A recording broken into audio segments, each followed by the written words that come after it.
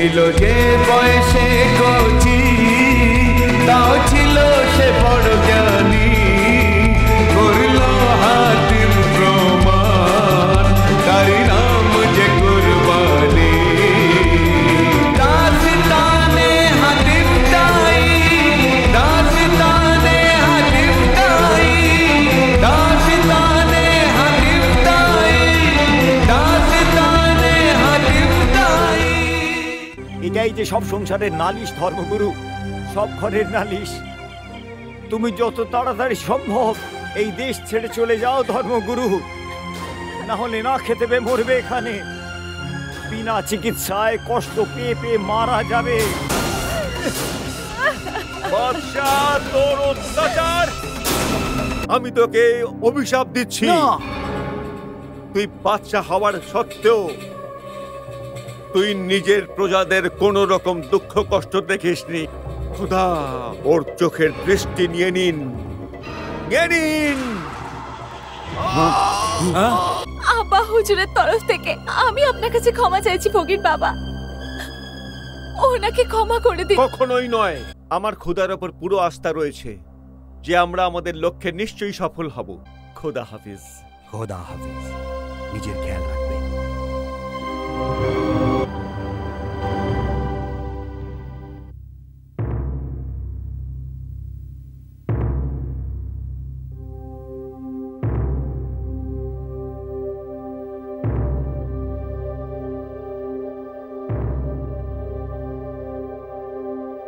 কি ব্যাপার বাদশা, আজকে আপনাকে একটু বেশি চিন্তিত দেখাচ্ছে। বেগম,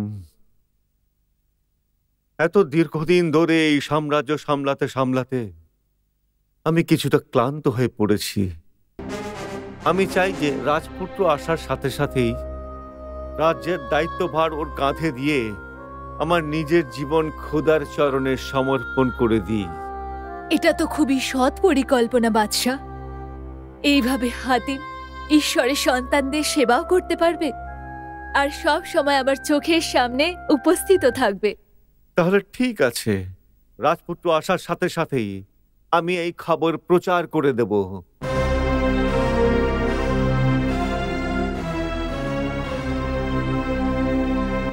আলমপানার উদ্দেশ্যে রাজপুত্র ইয়ামন আদা শুক্রিয়া করে। রাজপুত্র তুমি? হাতিম, দীর্ঘজীবী হও রাজপুত্র। আমি সবেমাত্র তোমার কথাই বলছিলাম ওনাকে। আমি একটা খুশির খবর শোনাতে উপস্থিত হয়েছি। আমার কাছেও একটা খুব বড় সুসংবাদ রয়েছে তোমার জন্য, কিন্তু প্রথমে তুমি বলো। আমি আমার জীবনের উদ্দেশ্য খুঁজে পেয়েছি। জীবনের উদ্দেশ্য? হুসনবানের প্রশ্নগুচ্ছ। প্রশ্ন? হ্যাঁ, যা আজ পর্যন্ত কেউ খুঁজে পায়নি। যদি আমরা সেসব প্রশ্নের উত্তর খুঁজে পেতে পারি তাহলে মুনিন স্বামীর সঙ্গে হুসনবানুর বিয়ে হয়ে যাবে। এসব তুমি কি বলছো রাজপুত্র? এই হুসনবানুটি কে? এই মুনিন স্বামী বা কে? আব্বা হুজুর, হুসনবান হলো খোরাসানের রাজকন্যা আর মুনির স্বামী ওই অঞ্চলের একজন রাজপুত্র। দুজনে পরস্পরকে পাগলের মতো ভালোবাসে আর বিয়ে করতে চায়। তাহলে এই বিলম্বের কারণ কি? দুজনে বিয়ে করে নিক। কিন্তু একজন দরবেশের অভিশাপে হুসনবানের পিতার জীবন মৃত্যুর থেকেও খারাপ হয়ে গেছে। যদি আমরা সেই প্রশ্নের উত্তর নিয়ে আসি তাহলে ওদের সারা শরীরে জীবনের তরঙ্গ খেলে যাবে। আমি জিজ্ঞেস করছি যে এই বিশাল পৃথিবীতে তুমি কি একমাত্র ব্যক্তি এই প্রশ্নের উত্তর খোঁজার জন্য? আমি আসার আগে আরো অনেকে এই প্রশ্নের উত্তর জানার চেষ্টা করেছিল, কিন্তু দুঃখের কথা অসফল হয়ে মৃত্যুর কোলে তলিয়ে গেছে। কি? হে আল্লাহ, তাহলে তো তোমাকে নিশ্চিত যেতে দেব না বাবা, নিশ্চিত যেতে দেব না। কিন্তু মা গো, আমি মুনিন স্বামী আর হুসনবানুকে কথা দিয়ে এসেছি। কিন্তু এই কাজে প্রাণহানির ভয় আছে। সে কি পুরুষ আসলে যে বিপদের ভয় পেয়ে নিজের প্রতিজ্ঞা ভুলে যায়? কিন্তু এটা কি করে সম্ভব যে একজন মা তার বুকের সন্তানকে নিজের চোখের সামনে মৃত্যুর মুখে যেতে দেখে আর তাও না আটকায়? একজন সম্রাট নয়, একজন পিতা হিসাবে তোমাকে অনুরোধ করছি যে তুমি তোমার নিজের এই উদ্দেশ্য থেকে ফিরে এসো। সেই মৃত্যুর সাগরে তুমি ডুব দিতে চলেছো সেই সাগর কিভাবে পার হবে? সবার নৌকো নদীর ধারে চলে আসে। যার সঙ্গে কেউ থাকে না তার সঙ্গে ঈশ্বর থাকে। আল্লাহর অনেক বড় আশীর্বাদ যে আপনি এসে গেছেন।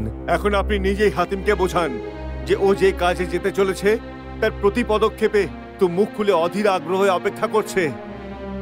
খোদার নামে একে বোঝান। জীবন আর মৃত্যু ওপরওয়ালার হাতেই থাকে রাজামশাই। আপনি এটা কি করে বলছেন? হাতিম যেই রাস্তায় যেতে চাইছে সেখানে মৃত্যু আছে আর এখানে জীবন আছে। তুমি কি একটা বলতে পারো যে এখানে থেকে সর্বদা তুমি ভালো থাকবে? এই কথাটাই তো আমি বারবার বোঝাতে চাইছি মহাত্মা দরবেশ, কি যে সকল মানুষ পৃথিবীতে এসেছে একদিন তো তাদের মৃত্যুবরণ করতেই হবে। তাহলে কেন মৃত্যুকে ভয় পেয়ে আমরা নিজেদের কর্তব্য থেকে পিছিয়ে থাকব? কিন্তু মহাত্মা দরবেশ, হাতিম আমার একমাত্র সন্তান। আমি জেনে বুঝে ওকে মৃত্যুর মুখে কি করে ঠেলে দেব? তুমি কি হযরত ইব্রাহিমকে ভুলে গেছো, যে ঈশ্বরের ভালোবাসাকে সন্তানকে ভালোবাসার থেকে বেশি বলতো, আর নিজের আদরের ছেলে হযরত ইসমাইলকে বলি দেওয়ার জন্য প্রস্তুত ছিল? আমি হযরত ইব্রাহিম না, আমি না, আর না ওনার মতো আমার মনে উদারতা রয়েছে। তাহলে তোমার জীবনের উদ্দেশ্যটা কি রাজামশাই? যে ঈশ্বরকে ছাড়া বাকি সব জিনিসকে ভালোবাসে সেই ঈশ্বরের ভালোবাসা থেকে দূরে চলে যায়। সেই জন্য ভুলে যাও নিজের ছেলের কথা। যেতে দাও ও যেখানে যেতে চাইছে। মনে আছে আমি বলেছিলাম হাতিম তো ঈশ্বরের দূত, ও ঈশ্বরের একটা আলো। ওর জন্যই সারা দুনিয়াতে তোমার নাম সম্মানের সঙ্গে নেওয়া হবে। এর সুকর্মের জন্য মানুষ তোমাকেও মনে রাখবে। সেই সময় খুব আনন্দ পেয়েছিলে। আজকে সেই দিন এসে গেছে রাজা। যা হাতিম, যা তুই। ঈশ্বর তোকে যেই উদ্দেশ্যে জন্ম দিয়েছে সেই উদ্দেশ্যকে পূর্ণ করো, যাতে তোর নাম সারা পৃথিবীতে অমর হয়ে যায়। যা, ভগবান সর্বসময় তোমার সঙ্গে আছে। যা হাতিম, যা, ভগবান তোকে রক্ষা করবে। যা হাতিম, যা।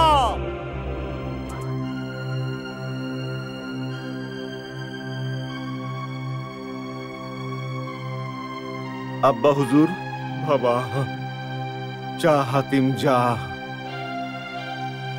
আল্লাহ তোকে বাঁচাবেন। মা আমার, মঙ্গল হোক তোমার বাবা। খুদা হাফেজ মা। খুদা হাফেজ।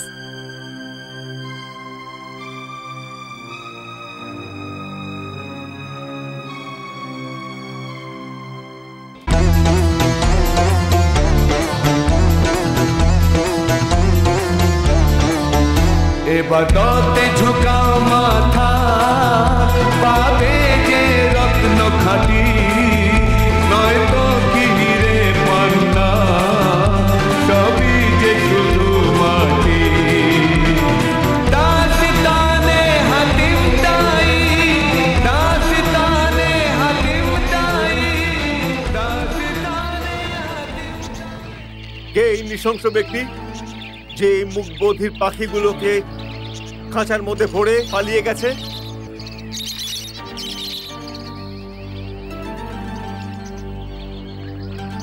ধৈর্য ধরো পাখিরা, ধৈর্য ধরো। আমি এখনই তোমাদেরকে মুক্ত করব, আর একটু ধৈর্য ধরো। ধৈর্য ধরো পাখিরা, ধৈর্য ধরো।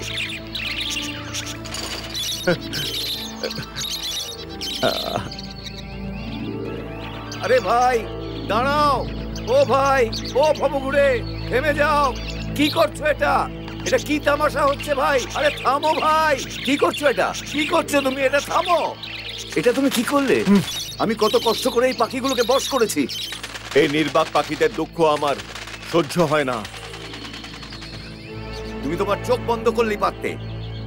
আমার সমস্ত পরিশ্রম তুমি এক নিমেষে নষ্ট করলে। মুক্ত বাতাসে উড়ে বেড়ানো পাখিদের স্বাধীনতা ভঙ্গ করার অধিকার তোমার নেই। এটা খুব বড় অন্যায়। এটা অন্যায় নয়, এটাকে ভালো করা বলে। ভালো করা।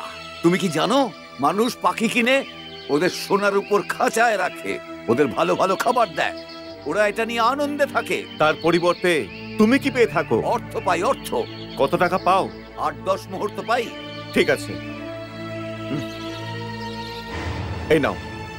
এটা কি? নিজেই দেখে নাও।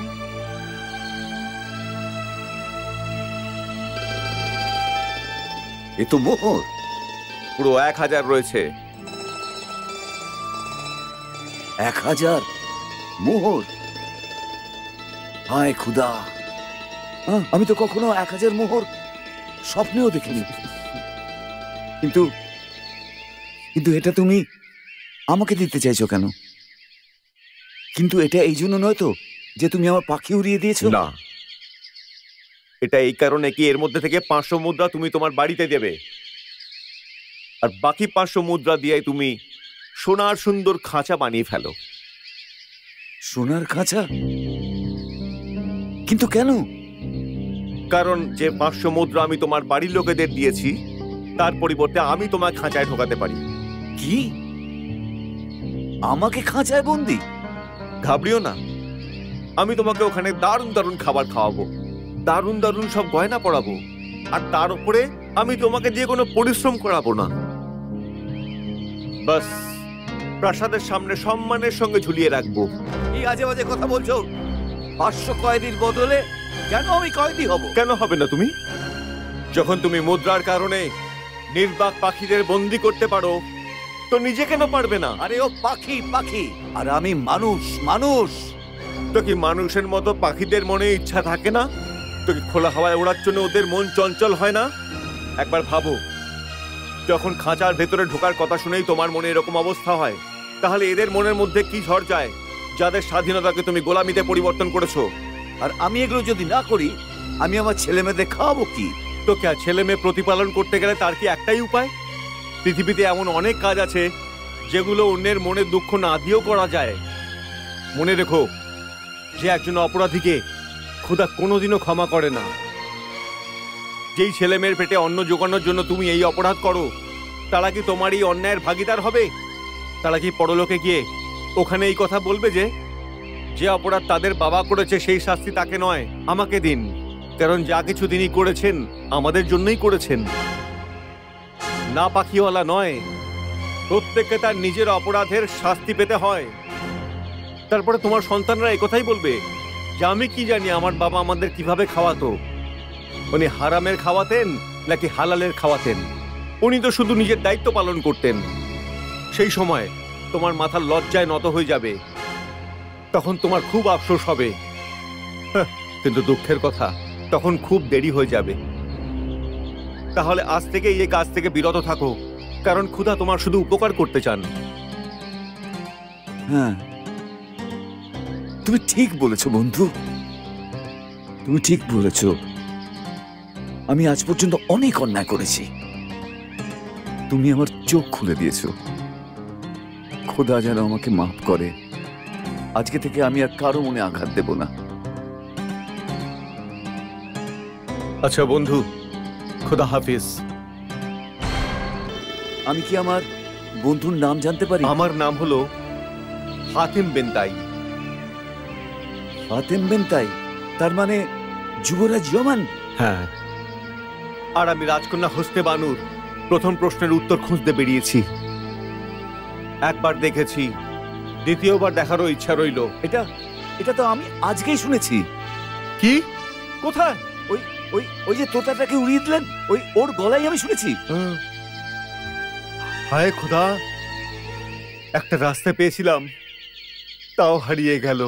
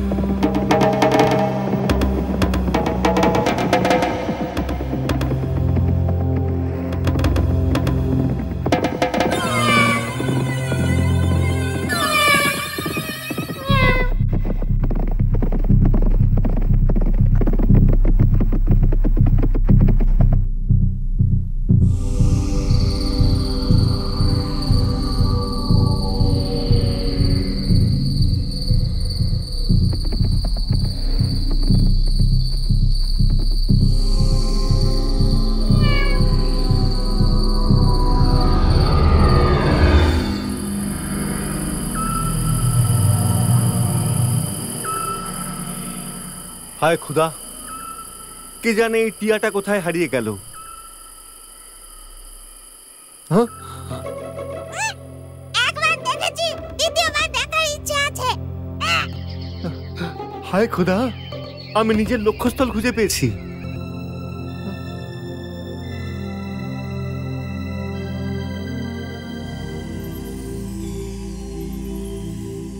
দাঁড়াও, হ্যাঁ, কোথায় যাচ্ছ? ওই টিয়াটার পিছনে। তোতা তো উড়ে গেছে, এখন তো এ তোমার হাতে আর আসবে না। হ্যাঁ, কিন্তু এই জঙ্গলের মধ্যে আপনি কি করছেন? আমি তো এই জঙ্গলেই থাকি। এই ভয়ানক জঙ্গলের মধ্যে? তোমার জন্য এটা ভয়ানক জঙ্গল হতে পারে, কিন্তু আমাদের জন্য এর থেকে সুরক্ষিত জায়গা আর কোথাও নেই। ওইদিকে আমার ঘর আছে। এই অন্ধকার আর নিস্তব্ধ রাতে সফর করা ঠিক নয় মুসাফির। চাইলে রাতে তুমি আমার ঘরেও থাকতে পারো। না, আপনাকে অসুবিধায় ফেলতে চাই না। এতে অসুবিধার কি আছে? অতিথিদের সাথে তো খুদাবাড়ির আশীর্বাদ থাকে। আসো আমার সাথে।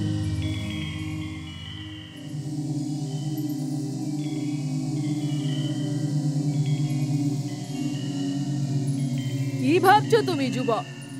না, কিছু নয়। তাহলে দাঁড়িয়ে কেন? এসো আমার পেছনে।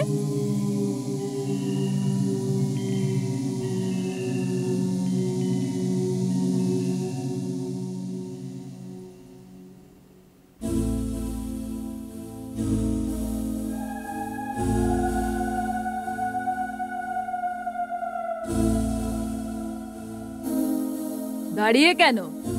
ভেতরে চলে আসো। রাত অনেক হয়ে গেছে, সফরে ক্লান্তও আছো, নিশ্চিন্তে চলে আসো। আপনি এখানে একাই বাস করেন কি? হ্যাঁও বলতে পারো, আবার নাও। আমি বুঝতে পারলাম না। সব বুঝতে পেরে যাবে। খিদেও পেয়েছে নিশ্চয়ই। আমি তোমার জন্য খাবার নিয়ে আসছি। আপনি খাবেন না? না, খাবার আমাদের জরুরি নয়। তার মানে? প্রত্যেক কথার মানে হয় না।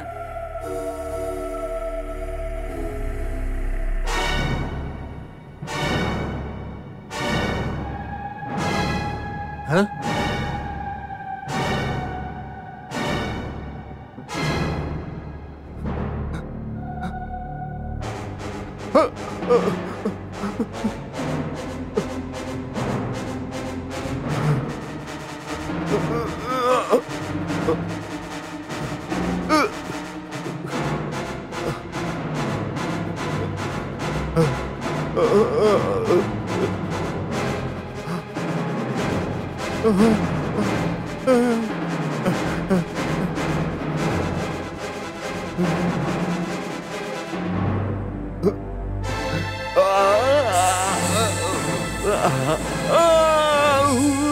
হে খুদা, এটা কি ধরনের জায়গা?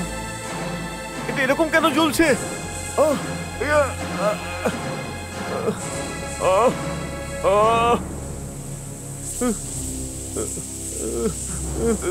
পানি, পানি, পানি, পানি, পানি, পানি, পানি, হে খুদা,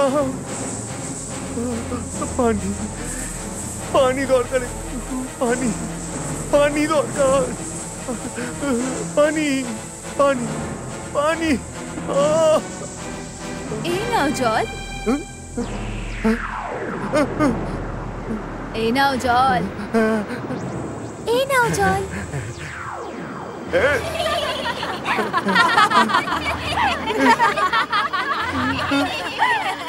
আস্তে, কি অসভ্যতামি! অতিথির সাথে কেন মজা করছো? এই নাও জল, খেয়ে নাও। চিন্তা করো না, এটা অদৃশ্য হবে না।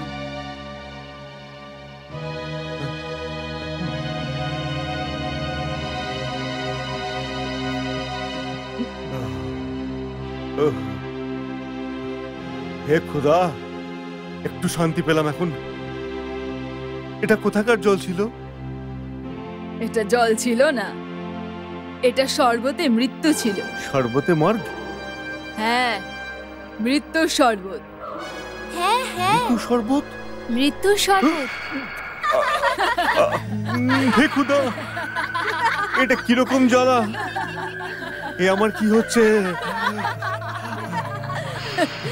এখন তুমি মরে যাবে আর তুমি বাঁচবে না। এখন তুমি সেটাই হবে যেটা আমরা এখন। হ্যাঁ ওটাই হবে যেটা আমরা এখন।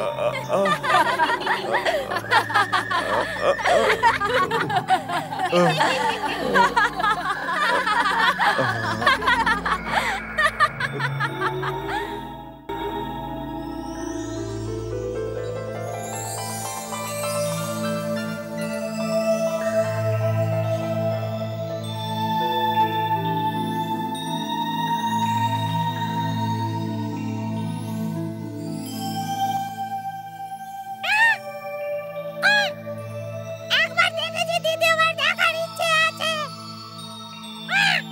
একবার দেখেছি, দ্বিতীয়বার দেখার ইচ্ছে আছে। একবার দেখেছি, দ্বিতীয়বার দেখার ইচ্ছে আছে।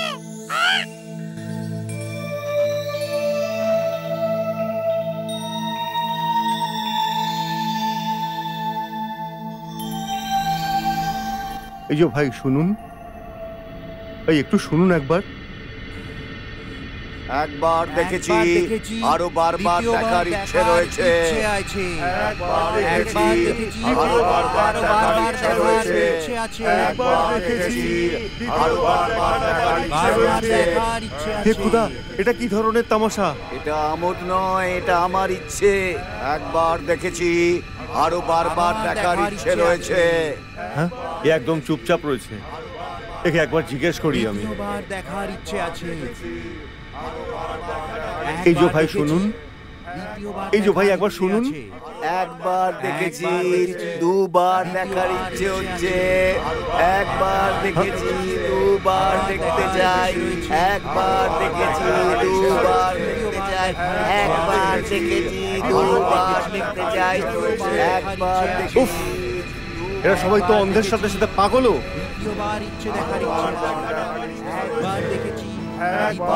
তুমি কি আসলে অন্ধ না পাগল? তুমিও পাগল হয়ে যাবে আমার মতো, তুমিও পাগল হয়ে যাবে। শুধু অন্ধ নয়, পাগলও হয়ে যাবে। দেখেছি, আরো বারবার দেখার ইচ্ছে রয়েছে। একবার দেখেছি, আরো বারবার দেখার ইচ্ছে রয়েছে। একবার দেখেছি, আরো বারবার দেখার ইচ্ছে রয়েছে। একবার দেখেছি, আরো বারবার। হে খোদা, খোদা যাদের দেখে তারাই অন্ধ হয়ে যায়। এর রহস্যটা কি? আসলে কে সে? বলো। ও খুব সুন্দর, ও খুব চঞ্চল। স্বর্গের অপ্সরা ওর সামনে ফিকে পড়ে যাবে। আহা, কি সুন্দর চেহারা! আহা, কি অপূর্ব চোখ দুটি! শুধু চোখ নয়, ঝলমলে চোখ বলো। চেহারা নয়, সুন্দর চাঁদ বলো। হায়, একবার দেখেছি, দুবার দেখার জন্য ইচ্ছে করে। একবার দেখেছি, বারবার দেখতে ইচ্ছে করে। উফ, বারবার দেখতে হে ইচ্ছে খোদা, করে। এই পাগলের সঙ্গে থাকলে আমি পাগল হয়ে যাব।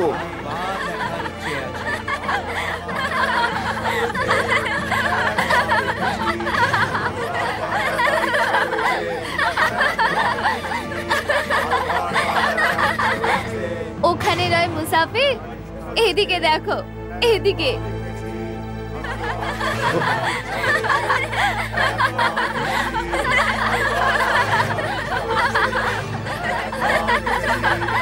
তোমরা আর এখানে এই অবস্থা? জানতে চাও কেন? আদাব সৌন্দর্যের সেরা মল্লিকা। কি ব্যাপার? আমি আরেকজন মুসাফিরকে এইদিকে নিয়ে এসেছি। ওকে তৎক্ষণাৎ আমার সামনে হাজির করো। হতে পারে ও মেহমুদি। আসো মুসাফির, আমার কাছে এসো।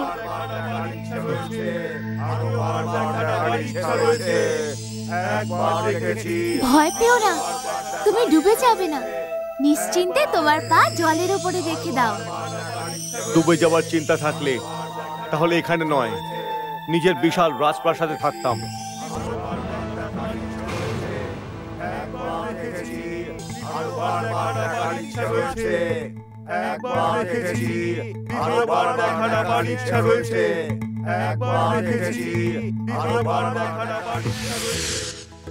আমি একে জিজ্ঞেস করতে পারি, তুমি শরবত খাইয়ে আমাকে অজ্ঞান করেছিলে কেন? এখানে অবধি আনার জন্য। তুমি আসলে কে? যেটা তুমি নাও। তুমি কি আসলে জলপরি? না, তাহলে? কিছুক্ষণের মধ্যেই তুমি সবকিছু জানতে পেরে যাবে। কিন্তু আমরা এখন যাচ্ছি কোথায়? আমাদের সৌন্দর্যের সেরা মল্লিকার কাছে। কিন্তু আমি মল্লিকার সাথে সাক্ষাতের জন্য নয়, প্রথমে দরবেশের প্রশ্নের উত্তর খুঁজতে হবে। সেটাও পেয়ে যাবেন। আমাদের মল্লিকাকে দেখার পরে আপনি আপনার প্রশ্নের সব উত্তর পেয়ে যাবেন। তাহলে আমি তোমার মল্লিকার সাথে নিশ্চয়ই সাক্ষাৎ করব। শুনেছি ওর দিকে যে একবার তাকায় সে অন্ধ হয়ে যায়। ওনার সৌন্দর্যেরই এরকম যে দেখে সে একদম অজ্ঞান হয়ে যায়।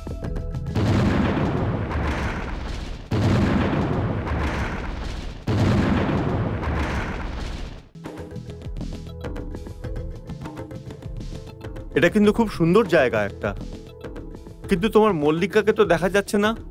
আমি এখানে মুসাফির।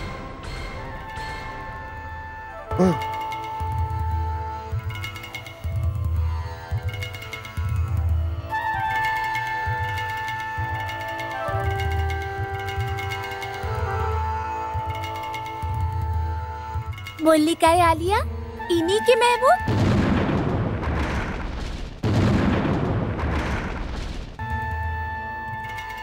না, এই মেহমুদ আবার কে? তাতে তোমার কি যায় আসে যুবক? তুমি শুধু আমার অসাধারণ সৌন্দর্যের প্রশংসা করো।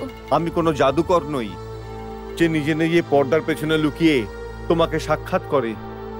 তো পর্দা সরানোও যেতে পারে। আমি কোনো পর্দানসীন মহিলাকে পর্দার বাইরে আনার দুঃসাহস করি না। দুঃসাহস করতে পারবে না?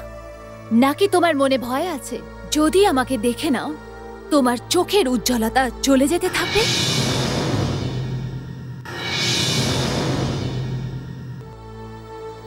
যদি খোদা এই জিনিসটাই চায় তাহলে নিশ্চিত রূপে এটাই হবে। তো টেনে সরিয়ে দাও এই তড়িকে, যেটা তোমার আর আমার মাঝখানের বাধাকে মুছে ফেলবে।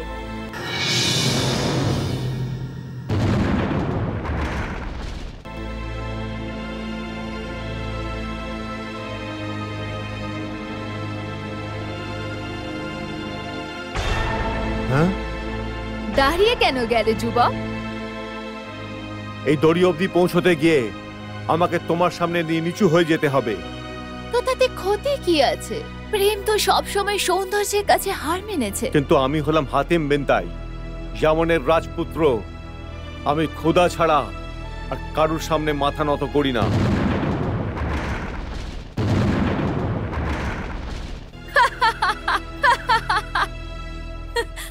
অজুহাত ভালোই বানাতে পারো।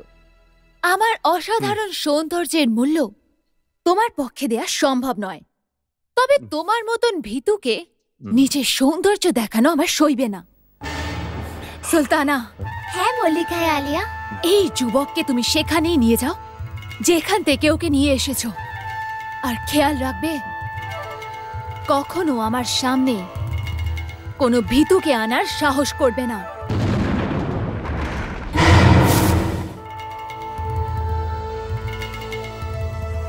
চলো এখান থেকে ভীতু যুবক। মল্লিকার এই রূপের অহংকার, তোমাদের এই সাধারণ দাসীদের ঠাট্টা, আমি এই পর্দাটাকে না সরিয়ে কখনোই যাব না।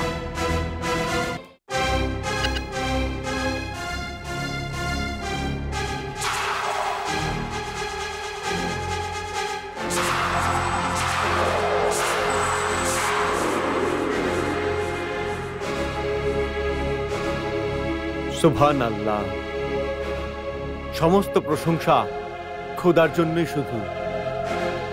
না, এটা হতে পারে না।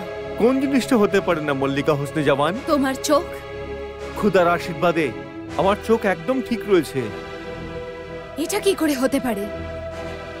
আজ অবধি আমাকে দেখার যে সাহস করেছে সে তার দৃশ্য হারিয়ে ফেলেছে। এই কারণেই যে তোমাকে দেখার সময় ওদের চোখে লালসার আগুন জ্বলছিল, কিন্তু আমি তোমাকে শুধুমাত্র ভগবানের এক সুন্দর সৃষ্টি বলেই দেখেছি। তাও আমি তোমার চোখকে সুরক্ষিত রাখতে দেব না।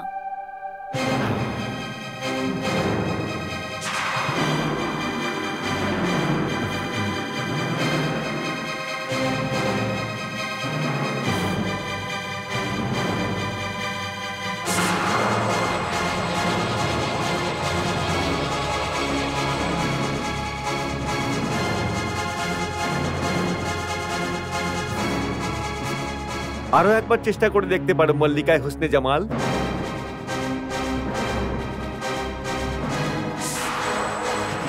হ্যাঁ,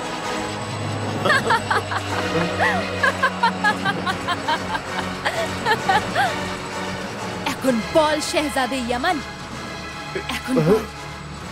এখন তুমি আলোর ঘেরা টোপ থেকে ততক্ষণ বেরোতে পারবে না যতক্ষণ না তুমি আমার পায়ের ওপরে না পড়ে ভিক্ষা না চাইবে। মৃত্যু আমার কাছে গ্রহণযোগ্য, কিন্তু খোদা ছাড়া আর কারুর কাছে আমার মাথা ঝোঁকানো পছন্দ করি না। এখানে সেটাই হয় যেটা আমি নিজে চাই।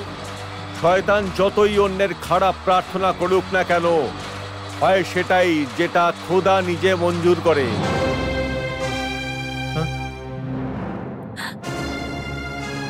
আনাড়ি মল্লিকা, যার সঙ্গে খোদা রয়েছেন, কেউ তার একটা লোমও দেখাতে পারবে না।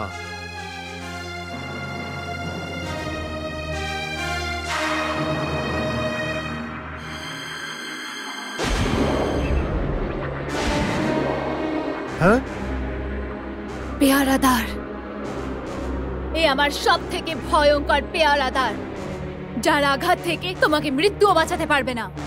পেয়ারাদার, ধরে ফেলো এই অসভ্য যুবককে আর নত করে দাও ওর মাথা জোর করে আমার পায়ে। হে খোদা, সাহায্য করো।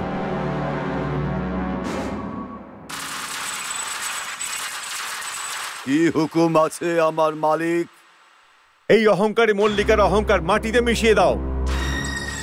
পেয়ারাদার, এটা কি করছো তুমি? দাঁড়িয়ে যাও, আদেশ দিচ্ছি, দাঁড়িয়ে যাও। এ এখন তোমার নয় মল্লিকা, এ এখন আমাকে সাহায্য করবে। দাঁড়াও। দেখলেন তো মল্লিকা দেবী, কিছুক্ষণ আগেও যে খেলা তোমার হাতে ছিল, এখন সেটা আমার হাতে। মনে হচ্ছে তুমি কোনো জাদুকর। আমি কোনো জাদুকর নই, এটা খোদার আশীর্বাদের শক্তি, যে তোমার মতো অহংকারী মহিলাকেও নিজে তার জালের মধ্যে ফাঁসিয়ে রেখে দিয়েছে। ওই জল্লাদকে ওখানেই দাঁড় করিয়ে দাও, নাহলে খুব খারাপ হবে। না, অহংকারী মল্লিকা দেবী নয়। যদি তোমাকে মুক্ত করে দিই, তাহলে জানি না কতজন সাধারণ মানুষের চোখ ছিনিয়ে নেবে। জানি না কতজন নিষ্পাপ যুবককে নিজের সৌন্দর্যের প্রেমে ফেলে পাগলের মতো তাদের এই বলতে বাধ্য করবে যে একবার দেখেছি আর দ্বিতীয়বার দেখার জন্য মনে ইচ্ছা রইল। হ্যাঁ হ্যাঁ হ্যাঁ, আমি সেটাই করব, আমি সেটাই করব। আমি ততক্ষণ অবধি সেটাই করব যতক্ষণ অবধি মেহমুদ এখানে না পৌঁছায় আর আমাকে দেখে নিজের দৃশ্য না হারিয়ে ফেলে। আমি ওকে দিয়েও সেটাই বলাতে চাই যে একবার দেখেছি, দ্বিতীয়বার দেখার ইচ্ছে আছে। কেন কেন তাদের দিয়ে বলাতে চাও? মেহমুদ আসলে কে? সে মেহমুদ হচ্ছে সেই মানুষ যে মানুষের নামে সেই বাজে কলঙ্ক। ওর জন্য আমার পুরুষ জাতের উপর ঘেন্না ধরে গেছে। তুমি জানতে চাও মেহমুদ কে? মেহমুদ আমার স্বামী। স্বামী? হ্যাঁ, মেহমুদ হচ্ছে আমার স্বামী। আমি আমার স্বামীর থেকে বদলা নিতে চাই। একজন স্ত্রী তার স্বামীর থেকে বিচ্ছেদ নিতে চায়? হ্যাঁ। কিন্তু কেন? এটা খুবই দুঃখজনক একটা গল্প রাজকুমার, যেটা শুনে পাথরের মতো হৃদয় যার সেও কেঁদে ফেলবে। আমি কি শুনতে পারি?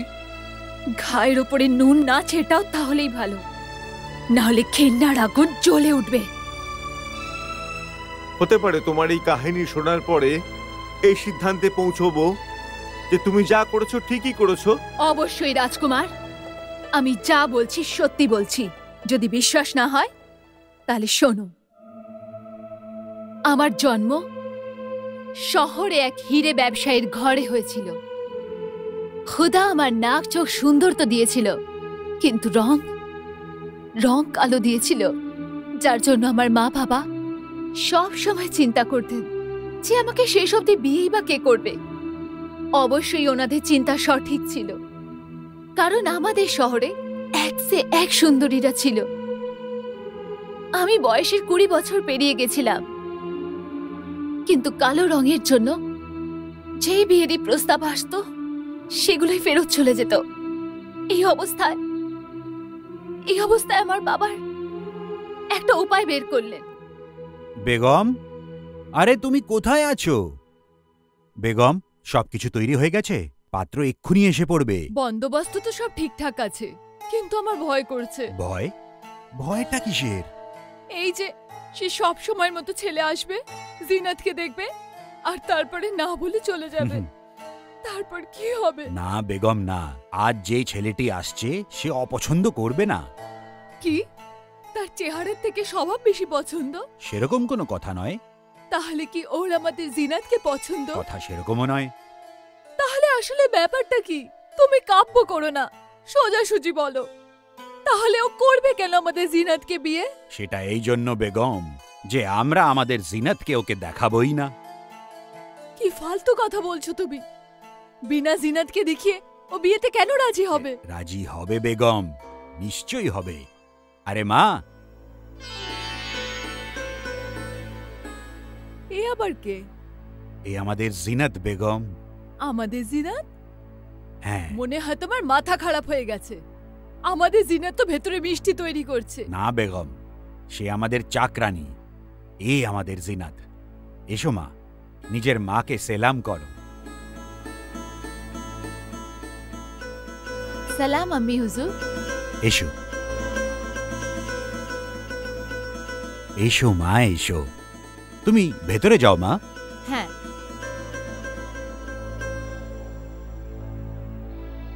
এসব কি হচ্ছে? আমি কিচ্ছু বুঝতে পারছি না। বেগম, আজ পাত্রের সামনে একে দাঁড় করাবো, আর আমার এটা বিশ্বাস আছে এর অপূর্ব সুন্দর রূপ দেখে মেয়ে ওদের পছন্দও হবে, আর ও বিয়ের জন্য রাজিও হয়ে কিন্তু যাবে। বিয়ের পরে ওরা তো জিনাতকে দেখতে পাবে, তারপর কি হবে? কিচ্ছু হবে না। একবার বিয়ে হয়ে যাওয়ার পরে সব ঠিক হয়ে যাবে। আমার এত পয়সা এত সম্পত্তি কোন কাজে লাগবে? আমি বলছি তুমি আরেকবার ভেবে দেখো, এতে ক্ষতিও হতে পারে। কোনো ভয় নেই বেগম। কিন্তু এ কে? এটা জিজ্ঞেস করো না, তুমি শুধু এটাই জেনে রাখো যে আজকে এই জিনাত আমাদের নিজেদের মেয়ে জিনাত। আদাব আব্বা হুজুর, আপনি আমাকে ডেকেছেন? এসো মা, এসো। মা, মা, আমি তোমাকে একটা ভালো খবর দিতে চলেছি। মেহমুদ তোমাকে না দেখেই বিয়ের জন্য হ্যাঁ করে দিয়েছে। আর এই খুশির খবর তুমি এখনই তোমার বন্ধুদের বলে দাও। সামনের মাসের 12 তারিখে তোমার বিয়ে। আমি? হ্যাঁ বাবা, এই খুশির খবর বন্ধুদের শুনিয়ে আয়। আমি আসছি।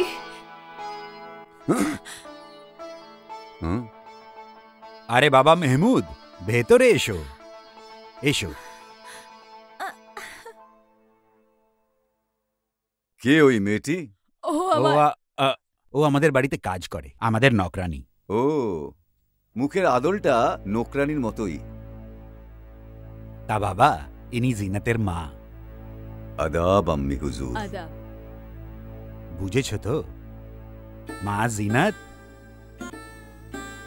বাহ, সুবহানাল্লাহ। যেরকম ভেবেছিলাম ঠিক সেই রকম। বাবা, বিয়ের তালে প্রস্তুতি নি? এটা বলার মতো? আমি মিষ্টি নিয়ে আসছি।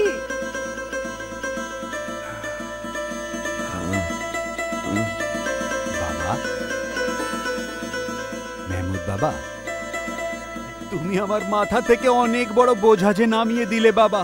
তোমার এই প্রতিকার আমি জীবনে ভুলতে পারবো না বাবা, জীবনে ভুলতে পারবো না বাবা।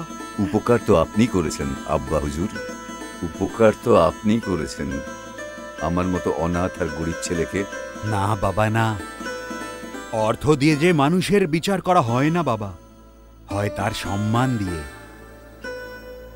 বাবা, এই মাসের 12 তারিখের দিন করি? যেটা আপনার মর্জি। এখন থেকে আপনি আমার সব কিছু হলেন। বেঁচে থাকো বাবা। তারপর আমার বিয়ে মেহমুদের সাথে হয়ে গেল। আমি বিয়ের রাতে ফুলের গন্ধে ভরা ঘরের মধ্যে গিয়ে বসি, ভবিষ্যতের রঙিন স্বপ্নের মধ্যে হারিয়ে যাই। ততক্ষণে মেহমুদ ওখানে এসে পৌঁছালো।